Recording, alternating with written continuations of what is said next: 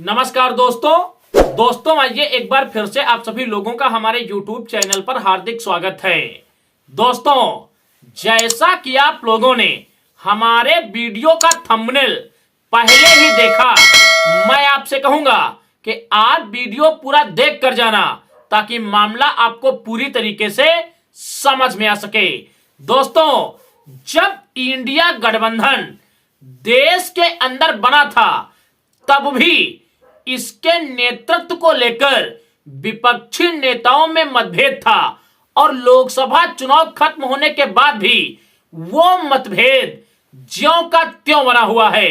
दोस्तों, जब इंडिया गठबंधन बना था तब भी इस गठबंधन का हिस्सा न होते हुए भी मायावती इस गठबंधन के लिए प्रासंगिक थी और आज लोकसभा चुनाव खत्म होने के बाद भी इस गठबंधन के अंदर मायावती की चर्चा होती है।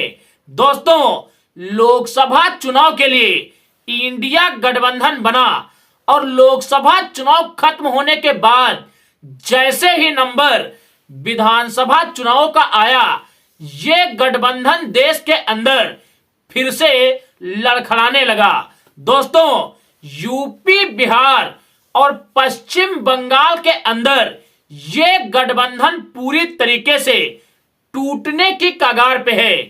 पहले ममता बनर्जी ने इस गठबंधन के खिलाफ मुहिम चलाई कि अगर ममता बनर्जी को इंडिया गठबंधन का नेतृत्व करने का अवसर मिलेगा तभी टीएमसी इंडिया गठबंधन का हिस्सा रहेगी। दोस्तों, राजद ने बिहार के अंदर से कांग्रेस से दूरी बनाने के लिए ममता बनर्जी के इस वक्तव्य का समर्थन किया। लालू यादव जी ने यहां तक कह दिया कि हम भी ममता बनर्जी को ही इंडिया गठबंधन का नेता मानते हैं। वहीं यूपी से समाजवादी पार्टी के नेताओं ने भी ये कहना शुरू कर दिया कि हमने राहुल गांधी को कभी भी इंडिया गठबंधन का नेता माना ही नहीं था। दोस्तों, देखते देखते राम गोपाल यादव के बाद समाजवादी पार्टी के एक एक नेता ने राहुल गांधी का बहिष्कार किया।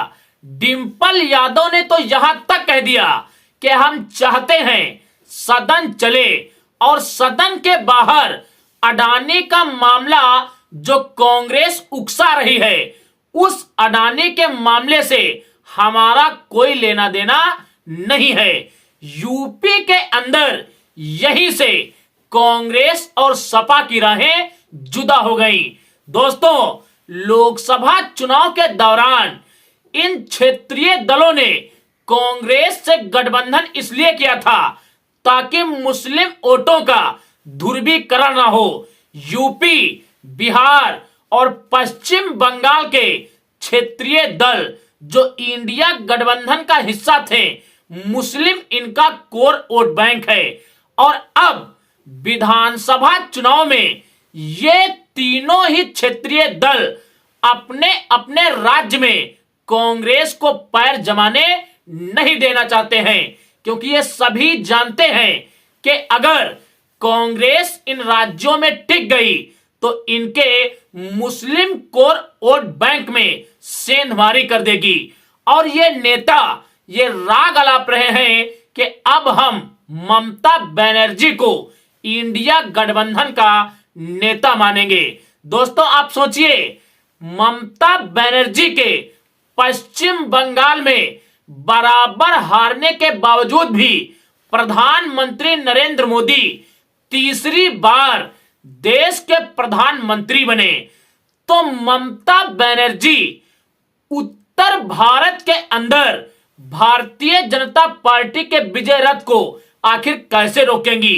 क्योंकि पश्चिम बंगाल को छोड़कर अन्य किसी भी राज्य में ममता बनर्जी का ना तो कोई वोट बैंक है और ना ही वो चुनाव लड़ती हैं। दोस्तों, कांग्रेस की कमी को इंडिया गठबंधन के अंदर पूरा करने के लिए ममता बनर्जी एक ठोस कदम उठाएंगी। जिसको लेकर अमर उजाला अपनी एजेंसी में चर्चा भी कर चुका है। अमर उजाला एक वक्तव्य निकालता है जिसमें वो बोलता है कि अगर इंडिया गठबंधन से कांग्रेस बाहर हुई तो कांग्रेस के जो घटक दल थे सपा, राजद और टीएमसी, वो देश के अंदर एक तीसरे मोर्चे का गठन करेंगी और ममता बनर्जी का यह प्रयास रहेगा कि मायावती इस तीसरे मोर्चे का हिस्सा बने। दोस्तों, मायावती ममता बनर्जी के नेतृत्व में इस तीसरे मोर्चे का हिस्सा बने, ये कभी हो ही नहीं सकता, क्योंकि सपा, राजद और टीएमसी के अतिरिक्त बसपा ही एक ऐसी पार्टी है जिसका पूरे देश के अंदर अपना एक निश्चित जनाधार है और इस बात को कांग्रेस तथा भाजपा के लोग भी अच्छे से समझते हैं। दोस्तों, अगर वास्तव में सपा, राजद और टीएमसी के नेता कांग्रेस से दूरी बनाकर एक बहुजन मूवमेंट देश के अंदर बीजेपी के खिलाफ खड़ा करना चाहते हैं तो उन्हें मायावती जी को इस गठबंधन का नेतृत्व देना होगा, क्योंकि मायावती के नेतृत्व में ही ये गठबंधन भारतीय जनता पार्टी को हरा पाएगा। ये मेरा कहना नहीं है, ये कहना है भारतीय जनता पार्टी के सहयोगी दल सुहेल देव भारतीय समाज पार्टी के राष्ट्रीय अध्यक्ष ओम प्रकाश राजभर का। उन्होंने एबीपी न्यूज को एक इंटरव्यू देते हुए कहा है कि अगर इंडिया गठबंधन के लोग बीजेपी को रोकना चाहते हैं तो इंडिया गठबंधन का नेतृत्व मायावती जी के हाथों में सौंपना होगा। आखिर ये बात उन्होंने किस तर्क पर कही है, आप उनका 1 मिनट का ये बयान सुन लीजिए, उसके बाद वीडियो में आगे हम चर्चा कर लेंगे। देखिए, अगर नेतृत्व की बात अगर है तो गठबंधन बनते हैं वोट के लिए कि हमारे पास वोट है, आपके पास वोट है, फलाने के पास है। मतलब जो गठबंधन में लोग आते हैं तो गठबंधन इसी उद्देश्य से बनते हैं कि हम सबका वोट मिल करके हम सरकार बनाएं। तो हमारा तो अपना मानना है कि अगर ये लोग गठबंधन में नेतृत्व की बात कर रहे हैं तो इनको मायावती जी को साथ लेना चाहिए। मायावती तो साथ ही नहीं है, वो लोग नहीं रख रहे हैं ना, मायावती जाना नहीं चाहते। नहीं, मायावती जी जाने को तैयार है, लेकिन वो लीडरशिप तो दें। मायावती जी को लीडरशिप दे दें, वो जाएगी। अच्छा। लेकिन वो लोग चाह रहे हैं कि बात हुई थी मायावती, हमारी बात पहले हुई थी, ऐसा नहीं है, बात पहले हुई थी। वो लोग नेता मान ले, वो तैयार हो जाएंगी। मायावती जी का वोट पूरे देश में है, ममता जी का वोट बंगाल में है। यूपी में कई वोट दिला सकती हैं, बिहार में कई वोट दिला सकती हैं, महाराष्ट्र में कई वोट दिला, चुनाव नहीं लड़ती हैं। ये मायावती जी का एक बड़ा जनाधार भी है, एक चेहरा भी, दलित चेहरा भी है। 22.5% वोट है पूरे देश में, एक बड़ा वोट है। उस वोट पर वो नेतृत्व करेंगे। तो दोस्तों, आप लोगों ने ओम प्रकाश राजभर का यह बयान सुना। इस बयान में वो सीधे सीधे बोल रहे हैं कि अगर इंडिया गठबंधन के लोग मायावती जी को इस गठबंधन का नेतृत्व देते हैं तो संभव ही मायावती के नेतृत्व में यह गठबंधन बीजेपी को हराने में कामयाब होगा।